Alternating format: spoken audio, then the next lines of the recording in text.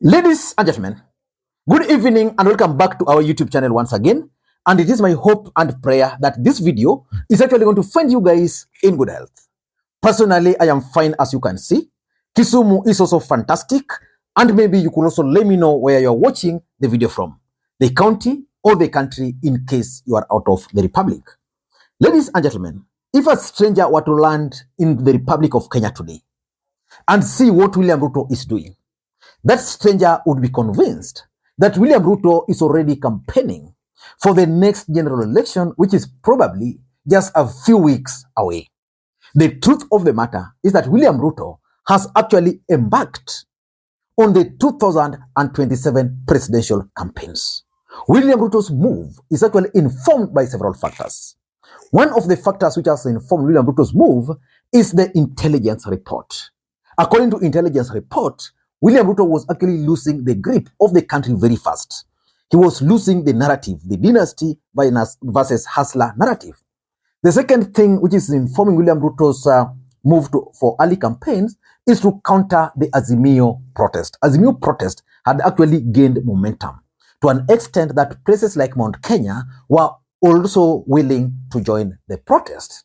And the other factor which has informed William Ruto's move for early campaigns is basically to try and win the support of former Raila Odinga's stronghold.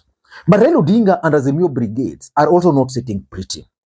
Raila Odinga and Azimio have come up with an elaborate strategy to counter William Ruto's moves. So in this video, I want to reveal to you guys Raila Odinga's latest strategy, which are intended to counter William Ruto's latest moves.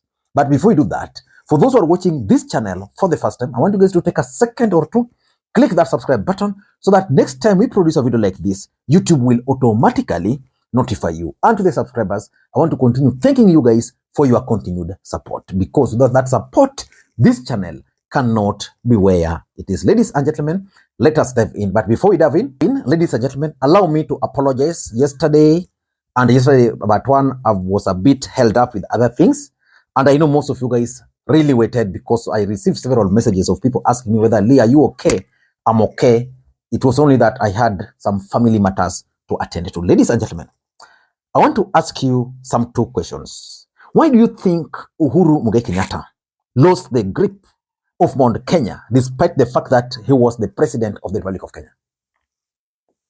The truth of the matter is that Uhuru Kenyatta focused on building his legacy, which was development, because in the first term of Kenya Kwanza government, Jubilee government, they did nothing. So Uhuru Kenyatta decided that after the handshake, he wanted to leave a legacy, things which Kenyans will remember him for. But he forgot one thing. Uhuru Kenyatta forgot to play politics. And that's what William Ruto actually took advantage of. And by the time Uhuru Kenyatta realized, it was already late. So William Ruto is trying to avoid the same mistakes which Uhuru Kenyatta committed.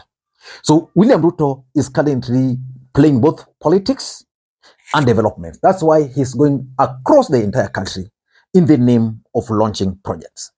In the past few weeks, William Ruto has been to Mount Kenya. 5 days, was it 8-day tour or 5-day tour? Before that, he was in the coastal region, 5-day tour. Then he was in Kisii, then he was in Nyamira the other day. Currently, as we speak, William Ruto is on a 5-day tour of Western Kenya. Why do you think he's doing that this early? Let me just read for you some funny thing here. According to William Ruto's program for Western Kenya, yesterday he was supposed to be in Busia to launch some Mulokoba Budalangi Busia landing site. Then he was in Busia to launch county hospital launch and meet the people tour. You know, that's a project which was started by previous government. Then he was also supposed to launch the affordable housing in Milimani, Kakamega. So he was in Busia, then Kakamega. Then today, prayer service in Bungoma. Then again in Kakamega to meet with leaders. Then again, you know, just very funny program here. Very funny program. So William Ruto is actually busy. So Azimio have come up with a new strategy. The first strategy which Azimio has come with is to counter William Ruto's rallies by also organizing series of political rallies across the country. And they'll be going after William Ruto. Their first step is basically, I think it was yesterday, when they were in Kajiado County. So the strategy is, let Ruto go, then you follow him. Then try to dismantle his previous visits.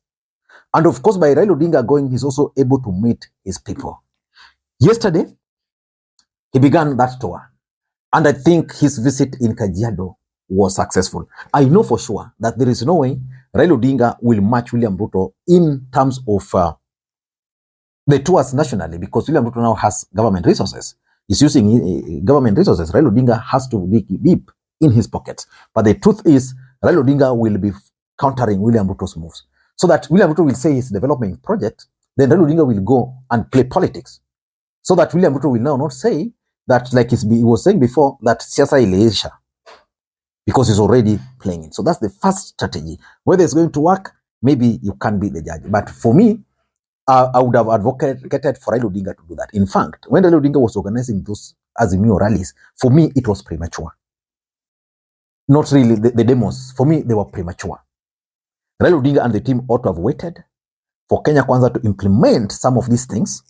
Then once they're implemented and Kenyans are stuck, that was the moment. In fact, before these demos, they just ought to have gone across the country to dismantle those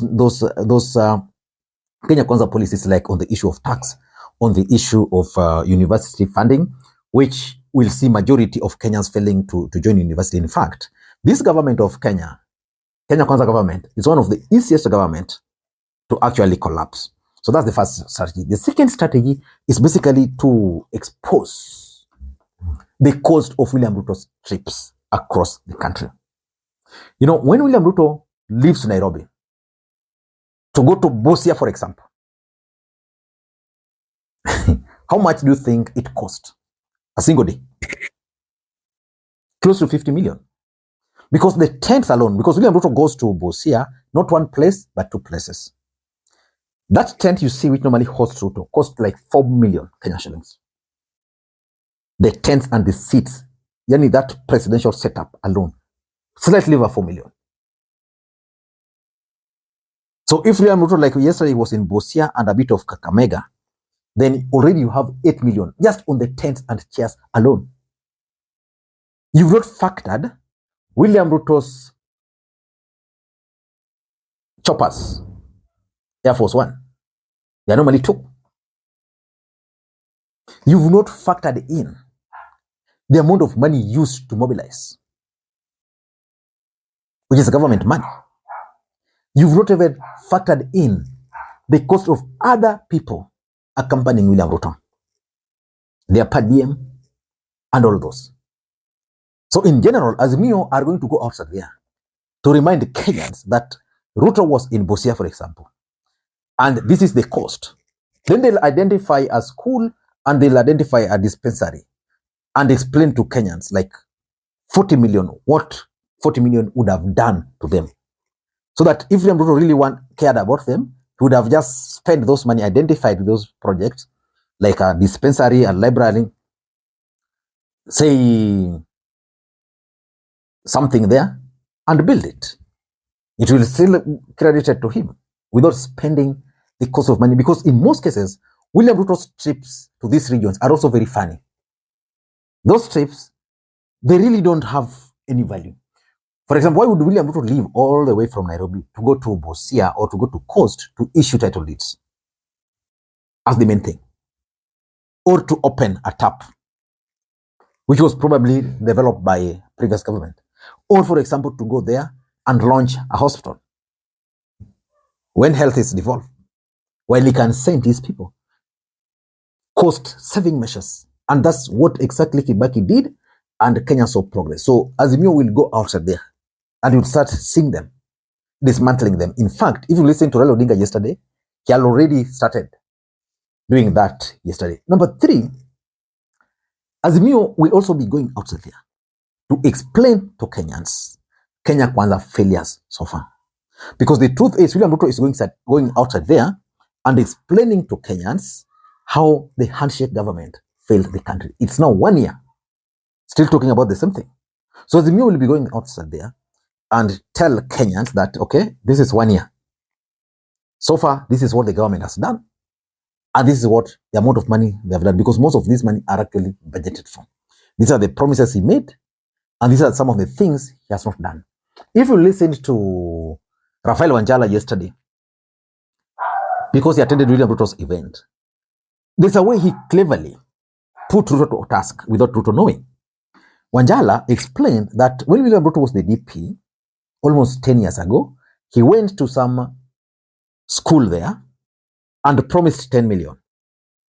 Then he also went to another one and talked to the contractor and made it publicly that the contractor was also going to contribute another 10 million to upgrade the school. So far, nothing has happened. So I listened to Wanjala, and Ruto actually got him, but the rest of people were clapping for him. But what Wanjala was telling Ruto is that you are giving us empty promises. Please do it. And there was also another some 17-kilometer road, which he said William Ruto promised. And he told him, now you are the president, there is no need of you to continue doing that. Please just implement it. Kenyans will see. So Azimio will be going outside there to try and counter. The fourth strategy is basically to try and checkmate MPs and governors working with Ruto. And that's why in Busia yesterday, you saw majority of MPs, ODM MPs, boycotted that event. Because the truth is, they were told, okay, you can go, but if you mess around, we are going to have someone checking on you. And I can tell you, Utum is going to find it very rough, because probably someone somewhere is being groomed. So they're planning to start having those checkmates, so that these MPs will not just give Ruto opportunity. Of course, they've allowed MPs to go and work with Ruto. Like when Ruto is coming to your constituency, go join him. But what you should not do is to advocate for Kenya Kwanza policies. So any MP, like Felix Oduor Lango, is already getting a rough on the ground because someone has already been set up. If you go to a leisure of game, they have someone already there checking him. And number 4, they're also planning to highlight on police brutality. And those police brutalities were actually targeting most of Azimio strongholds. So they'll go to Kambani, where so many people, and that's why you saw Raila Odinga attending that funeral. That's why you saw them attending the funerals in Bondo, attending the funeral, the other one in, was it in Kisii? The other one I think was in Migori. So they are planning to use that to their advantage, police brutality, which basically means Kenya Kwanza government were targeting the Luos. What they are planning to do with that is simply to counter William Ruto's narrative or William Ruto's plans, because William Ruto had an idea of invading Luo Nyanza. I don't know what you think, but that's my take. In case you're watching this channel for the first time, please let me know in the comment section, but also don't forget to subscribe using the subscribe button there. Thank you guys, and may you have a good day. Bye-bye.